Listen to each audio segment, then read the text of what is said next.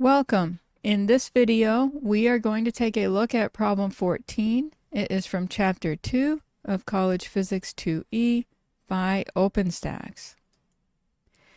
In this problem, we have a football quarterback and he's making some displacements, and then we need to calculate the average velocity for each of the three intervals and for the entire motion. All right, so he runs 15.0 meters straight down the playing field. That's going to be his first displacement. And then he does that in a time one of 2.50 seconds. Next, he gets pushed 3 meters straight back. So his second displacement is minus 3.00 meters. That occurs in 1.75 seconds. And then lastly, he runs straight forward again, this time for 21.0 meters, and that occurs in 5.20 seconds. Okay, so let's calculate the velocities. And so velocity is displacement per time, and so it's the x divided by t. And so v1 is going to be x1 divided by t1. So v1 is the 15.0 meters divided by the 2.50 seconds. I did that calculation and I got 6.00 meters per second. So there is the velocity of the first interval. The second interval, v2, is x2 divided by t2. x2 is the minus 3.00 meters, and that one is divided by 1.75 seconds. This gives us a velocity for interval 2 of minus 1.71 meters per second.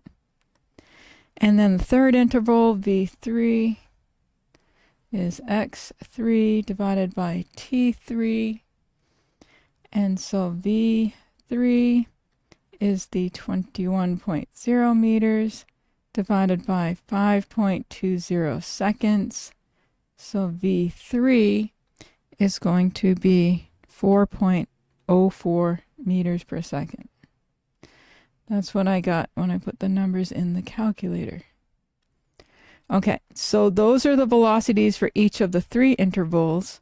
Now we need it for the entire motion. So velocity is still displacement per time. And so this time we'll have v total is the total displacement over the total time.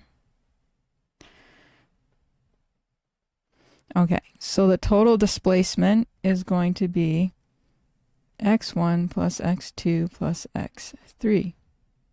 Total time will be the t1 plus t2 plus t3.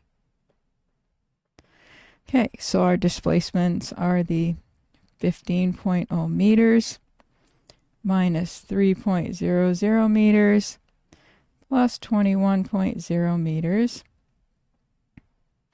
The times are 2.50 seconds plus 1.75 seconds, and then plus 5.20 seconds. I did this calculation and I got 3.49 meters per second. So there are all the velocities that we needed to find. I hope you found this helpful. Let me know in the comment section if you have any questions. Thank you for watching, and I'll see you in the next one.